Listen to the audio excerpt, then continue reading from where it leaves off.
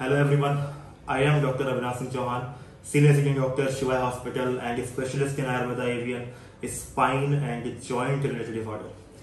Friends, आज हम avascular necrosis के एक केस के बारे में डिस्कस करेंगे जो मेरे पास गोधरा से आया था। गोधरा, गुजरात। निकुंज नाम है पेशेंट का।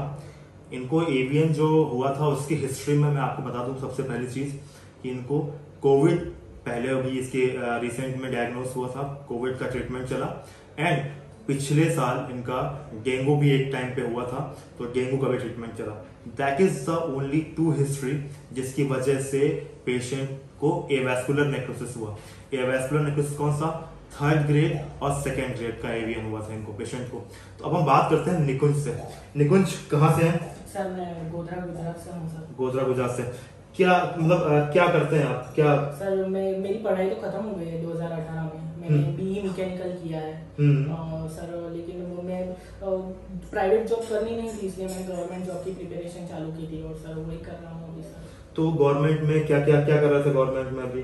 सर मैं पीसीएस की तैयारी कर रहा था। पीसीएस की तैयारी कर रहे थे, तो क्या उसमें कुछ एग्जाम हुए थे? हाँ सर हुए थे। क्या क्या एग्जाम पास आउट किए थे वहाँ पे? सर मैंने एक एसटीआई करके है, स्टेट टैक्स इंस्पेक्टर, वो पास किया मैंने, उसकी मेंस भी लिखी है और पीसीएस का भी पास किया, प्री निकला मेरा और मेंस भी पास किया। अरे मेंस मैंने दिया है, उसका अभी रिजल्ट पेंडिंग है। और अभी रिसेंटली जून में मैंने आरएफओ की एग्जाम दी थी, फॉरेस्ट ऑफिसर की, उसका भी प्री निकल गया है और अभी 10 तारीख को उसका मेंस लिखने जा रहा हूँ। Very nice, very nice.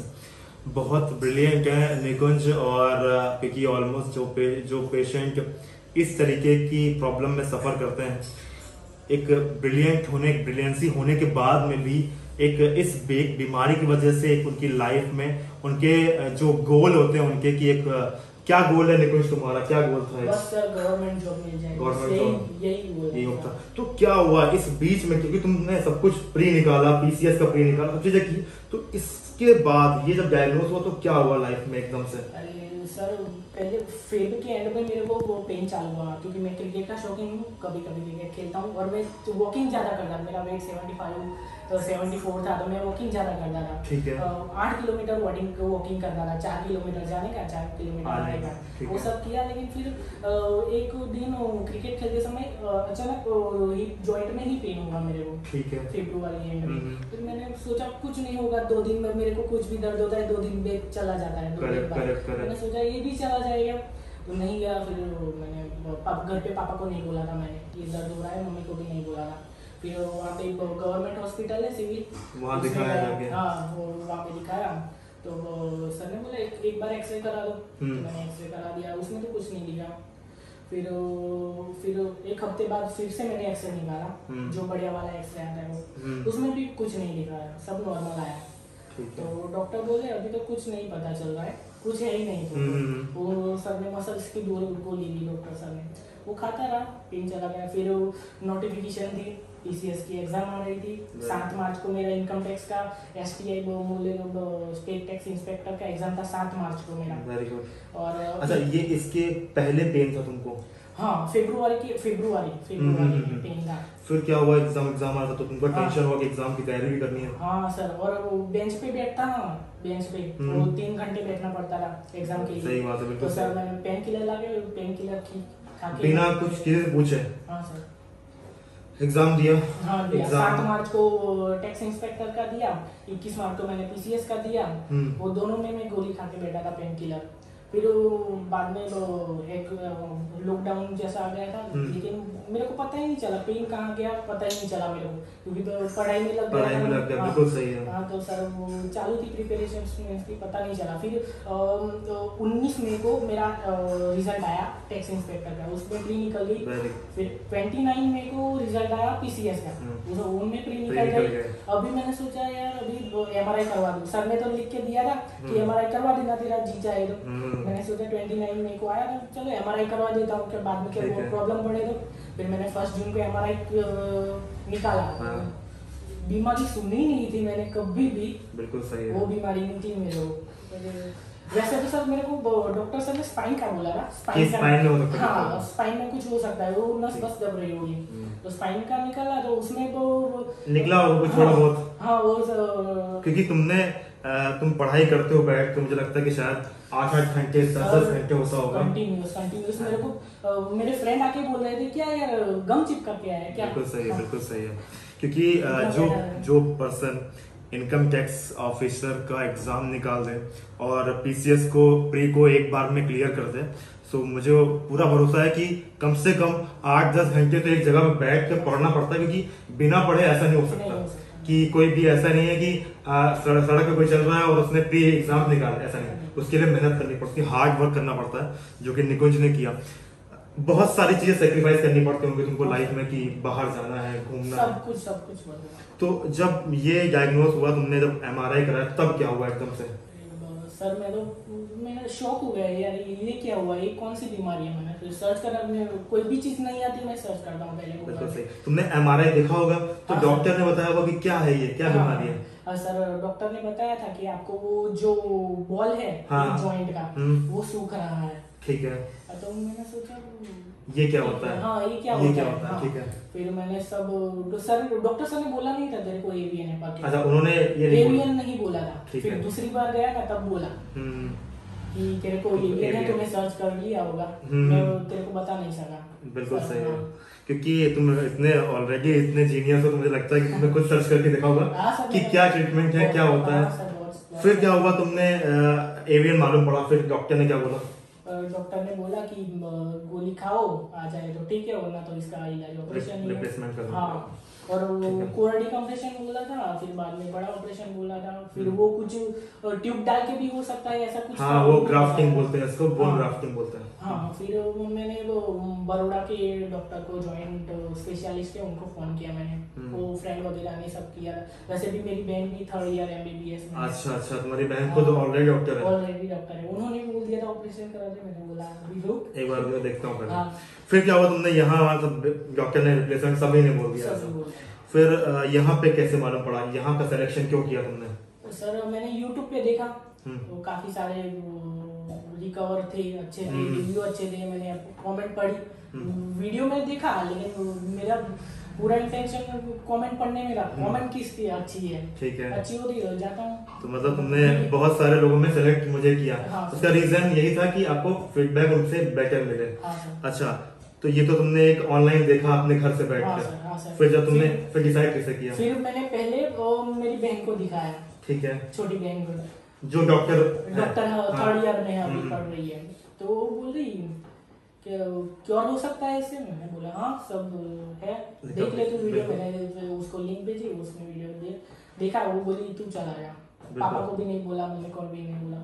फिर बाद में डिस्कशन हुई घर पे, बोला कि पापा ऐसा ऐसा है, मैं जा रहा हूँ यूपी उन्नाव में। पापा बोला यूपी का नाम सुन के बिल्कुल सही है, क्यों जा रहा हूँ, क्या जा रहा है, यहाँ पे दिखा दे। तो वहाँ पे मैंने एमडी आयुर्वेद डॉक्टर थे, उनको बताया। तो वो उनका एक्सपीरियंस नहीं था बेसिकली। वो बोल रहे थे, उन्होंने भी अच्छा बताया, लेकिन उनका एक्सपीरियंस नहीं था, इसलिए इसकी वजह से मैंने छोड़ दिया वहां से। फिर यहाँ पे जब आए तो तुमने जो वीडियो में तुमने देखा था एक बार कि यार यूपी जाना है मुझे, तुमने शेयर किया, उन लोगों ने बोला हो कि यार यूपी क्यों जा रहे हो, जब गोधरा में डॉक्टर है तो क्यों वहां जा रहे हो। तो जब यहाँ पर आए तो क्या एक्सपीरियंस रहा उस फोन में, मोबाइल में वीडियो देखने के बाद और यहाँ आने के बाद, क्या एक्सपीरियंस रहा? सर बहुत, मेरे वीडियो से ही मैं वो सच्चाई जानने लगा था कि ये सब सच है और सही इलाज हो रहा है। तभी से मैंने मेरे अकेले की टिकट निकाली थी वहां से। तो मम्मी टेंशन में थी यार, तो अकेले जा रहा है, ठीक है, और पापा को छुट्टी नहीं थी। तो फिर मेरा कजिन आया, बोला तो टिकट कैंसिल करवा दे। मैं 15 अगस्त की निकाली, तो बोले 24 अगस्त की निकाल दे, हम जाएंगे साथ में, क्योंकि यूपी का नाम सुना इसलिए। फिर मैंने वीडियो में भी देखा था, बहुत अच्छी फैसिलिटीज है, सब बढ़िया। अच्छा, तो जब यहाँ पर आया तुमने देखा होगा, तुम गुजरात से हो। हाँ सर। तो तुम्हारे साथ में गुजरात के पेशेंट भी यहाँ पर थे, तो उनसे पूछा होगा तुमने आते ही कि क्या है कैसा? पूछा था वो सबका रिस्पांस सही था 100%। क्योंकि तुम्हारे साथ में भी होता था शायद कुछ दिन पहले नैरिश भाई थे, कल्पित भाई, तो उन्होंने पूछा होगा कि क्या एक्सपीरियंस है। तो तुमने क्या बताया, मतलब कि? तो उन्होंने मेरे को पूछा कि तेरे को कैसा लग रहा है। मेरे को अच्छा लग रहा है, 3 दिन तक अच्छा था। बीच में पेन हुआ ज्यादा, खींचा ना पैर, लेकिन बाद में ठीक हो गया, बाद में रिकवरी मिली अच्छी। अच्छा, तो जब यहाँ पर आया तो पूछा कि सब ठीक है। ट्रीटमेंट से पहले क्या कंडीशन थी तुम्हारी जब यहाँ पे आए थे? सर ट्रीटमेंट के पहले चल बल में सब लेता था, अच्छा था, पालकी मार के नीचे ही बैठता था खाने के लिए, लेकिन पेन होता था मेरे को। यहाँ पे तो पेन गया मेरे को 60% 50% पेन कम हो गया। तो जब ट्रीटमेंट करा रहे थे इसके पहले कोई या इसके बाद नहीं या इसके बीच में कोई दवाइयों का प्रयोग किया गया? नहीं सर, कोई दवाई नहीं, किसी भी तरीके की? कुछ भी नहीं। अच्छा, तो जो पेशेंट यहाँ पर ऑलमोस्ट बहुत सारे हैं जो सफर कर रहे हैं, जो यहाँ पे ट्रीटमेंट के लिए ऑल ओवर इंडिया से आए हुए हैं, तो तुमने उनसे पूछा होगा एक्सपीरियंस, या तुमको देखते होंगे लोग, तो क्या बोलते हैं तुमको कि देखिए कि आप कैसा बोलते हैं तुमको? हाँ सर, वो 5वां दिन हुआ तो सब बोले यार तू तो ठीक हो जाएगा। हाँ, फर्स्ट विजिट सेकंड विजिट की तेरे को जरूरत नहीं पड़ेगी। और सर यहाँ पे भी कई सारे सेकंड विजिट में आए थे, वो बोल रहे थे उनका एक्सपीरियंस अच्छा था। उनका एक्सपीरियंस तुमने देखा कि बहुत सारे पेशेंट वॉकर लेके आए थे, वो अभी खुद पैदल चल के आए। बिल्कुल सही बात है, क्योंकि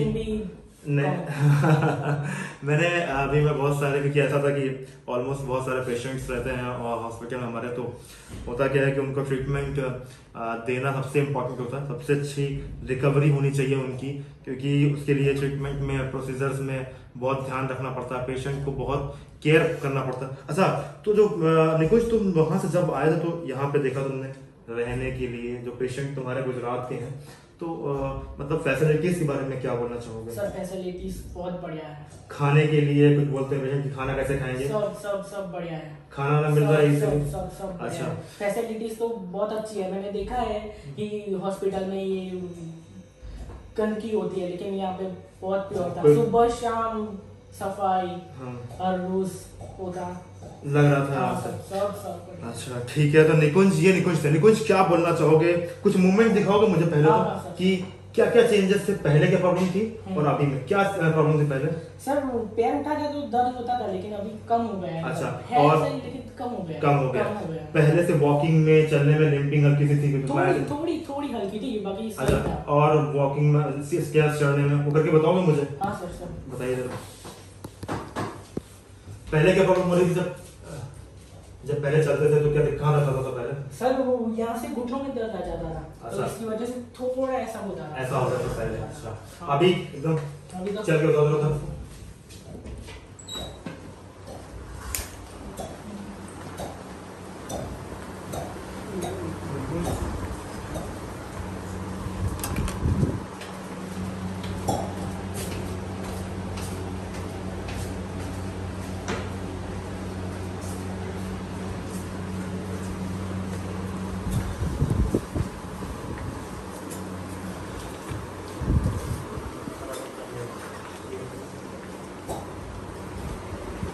निकुंज अपने मूवमेंट नीचे बैठना या उठना कर सकते हो? बताओ मुझे। बहुत बढ़िया, वेरी गुड। और नीचे क्रॉस लेग बैठना कोई दिक्कत नहीं है? वेरी नाइस, बहुत बढ़िया। ये निकुंज थे जिनके बारे में आपने सुना होगा कि मैंने इनकी पूरी हिस्ट्री बताई, और निकुंज ने भी जो एक पेशेंट की एक स्टेट होती है उसके बारे में इन्होंने बहुत अच्छे से क्लैरिफाई किया कि किस स्टेट से, क्योंकि इतना ब्रिलियंट, इतना पढ़ने में अच्छे होने के बाद में एक बीमारी सडन एकदम इनके फ्यूचर में एकदम से इंटर होती है और उसका क्या बैड इम्पैक्ट पड़ता है उसके बारे में बताया उन्होंने।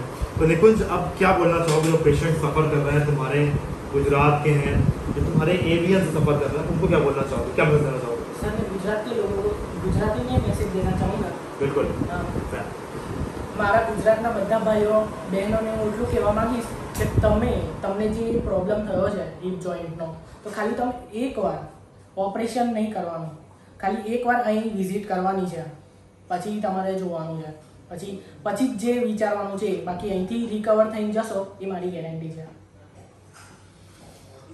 बिल्कुल, निकुंज ने अपनी गुजराती लैंग्वेज में बोला है। बाकी जो पेशेंट सफ़र कर रहे हैं उनके लिए यही मैसेज है कि वेस्कुलर नेक्रोसिस किसी भी स्टेट में किसी भी पेशेंट को किसी भी एज ग्रुप में इजीली डिटेक्ट हो रहा है आज के टाइम पे। मैंने देखा है कि बहुत जो एक एरिया था कि आज बहुत कम पेशेंट पहले देखने को मिलते थे, मैंने कुछ पेशेंट कोविड के बाद मतलब उसके जो नंबर्स हैं वेस्कुलर नेक्रोसिस के पेशेंट के वो इंक्रीज होते हुए देखा है। अब इसका रीज़न मैं ये बोल सकता हूँ कि जस्ट बिकॉज कि स्टेरॉइड यूज़ किया गया होगा मे बी, और maybe some another issues, क्योंकि ब्लड सप्लाई में इश्यूज आ जाते हैं कोरोना होने के बाद में, कोविड होने के बाद में ब्लड थोड़ा सा हार्ट में थिक होने लगता है, तो उसकी वजह से भी हो सकता है कि ब्लड सर्कुलेशन में इश्यूज आ रहे हों। मैं एक सिंपल सा मैं स्टेरॉइड यूज, क्योंकि एवीएन होता है स्टेरॉइड की वजह से, अगर डॉक्टर ने कोविड में यूज किया है तो मे बी पेशेंट देखने को मिल रहा है शायद। बट कोविड में या स्टेरॉइड जिसने भी इनटेक किया होता है अपनी हिस्ट्री में, तो पेशेंट वो सफर कर सकते हैं मे बी। बट निकुंज का ऐसा कोई भी, मैं आपको अगर बताऊं कि एवीएन में मैंने बताया कि अल्कोहल भी आपको नुकसान करता है, स्मोकिंग भी नुकसान करती है, बट निकुंज का ऐसा कोई हिस्ट्री नहीं है। इन्होंने कभी आज तक ना ही स्मोकिंग करी, ना ही सिगरेट, ना ही अल्कोहल, कुछ भी कभी नहीं लिया इन्होंने आज तक। तो बट ऐसा होता है ना कि कभी कभार पेशेंट को एकदम से जब मालूम पड़ा तो वो हिस्ट्री देखता है, तो हिस्ट्री में इनके कोविड और डेंगू निकला, जिसके बारे में मैंने आपको पहले बताया। अब मैं आपको बताने जा रहा हूँ कि इनका एक्सरे में क्या चेंजेस मिले हैं हमें। तो फर्स्ट एक्सरे ये था, इसमें देख सकते हैं हम लोग, ये निकुंज है, 24 ईयर ओल्ड है, केवल 24 साल, बहुत कम एज है। देखो ये एक्सरे देख सकते हैं हम लोग, ये डिजनरेशन पार्ट है, और लेफ्ट वाले में अबाउट थर्ड दिखा रहा है, and that is second part, second stage. अब चेंजेस क्या हैं वो देखते हैं। ये देख सकते हैं, बहुत एग्जैक्टली आप मेजर कर सकते हैं इस एक्सरे को, इस डिजनरेशन को, एंड दिस वन जो कि अभी रिसेंट का है। वॉल स्पेसेस जो ये पहले वाले एक्सरे में अगर हम देखें तो इसमें बॉय टच हो रहा था इस जगह पर, अभी ये पूरी तरीके से क्लियर है, इतना स्पेस है। एंड ये वाला जो जिसमें राइट वाले में, ये तो काफ़ी क्लियर है, काफ़ी हद तक क्लियर है। ये चेंजेस थे, ये एक्सरे के चेंजेस हैं। और आपने इनके निकुंज के मूवमेंट देखे होंगे। अभी तक कोई भी दवाइयाँ हमने निकुंज में प्रयोग नहीं करी गई हैं, और हमने कोई इंजेक्शन, ना ही कोई आयुर्वेदिक मेडिसिन, ना ही कोई एलोपैथिक, ना ही कोई भी तरीके की मेडिसिन नहीं दिया गया। निकुंज के हिसाब से निकुंज क्या बोलना चाहोगे कि हॉस्पिटल में एवीएन पेशेंट्स के लिए क्या फीडबैक देना चाहते हो?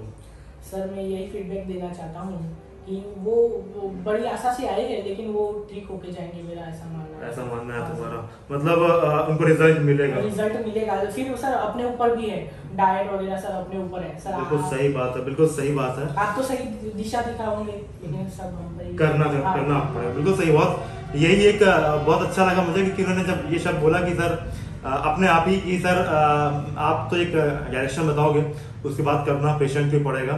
तो ये बिल्कुल सच है कि पेशेंट को भी बहुत अच्छे से फॉलो करना होता है, उसी के रिजल्ट आउटकम जो हम देखते हैं वो डिपेंड करते हैं उनकी कंडीशंस पे और उनकी कितनी रिकवरी हो रही है उसके हिसाब से।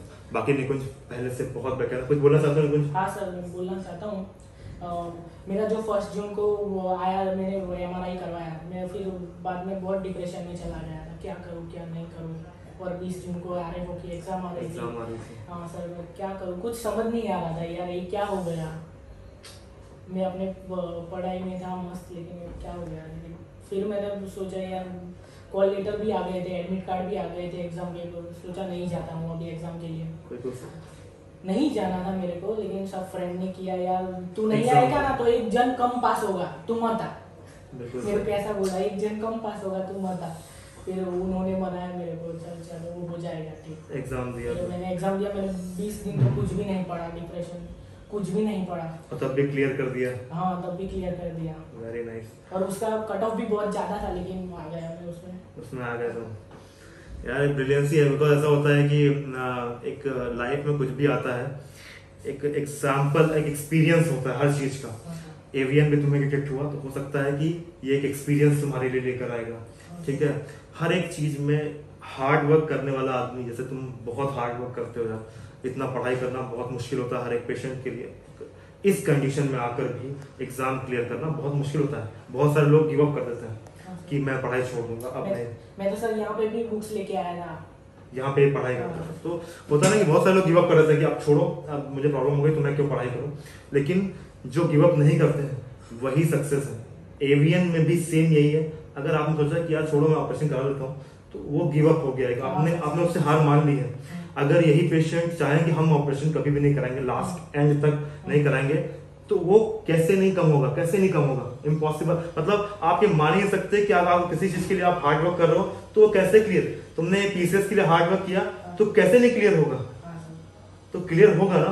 That is the thing. अगर गिव अप आप करते हैं तो प्रॉब्लम है, अगर आप उससे लड़ेंगे तो डेफिनेटली हराएंगे जरूर। ये एश्योरिटी मेरी तरफ से भी है। जिस पेशेंट ने फाइट करी है वो पूरे सही है, और जिन्होंने गिव अप किया कि सोचा कि यार मैं यहाँ से पुड़िया और ये दवा और ये जो देते ना ऐसे दुकानों में बैठ के कि ऐसे ले लीजिए ऐसे ले लीजिए, तो वो भी तुमने फेस किया होगा उसको भी, कि लोग बोलते होंगे कि यार ये बाबा है, इनको ये पुड़िया है, ये ऐसा है कैसा, तो पढ़े लिखे नहीं है तब भी।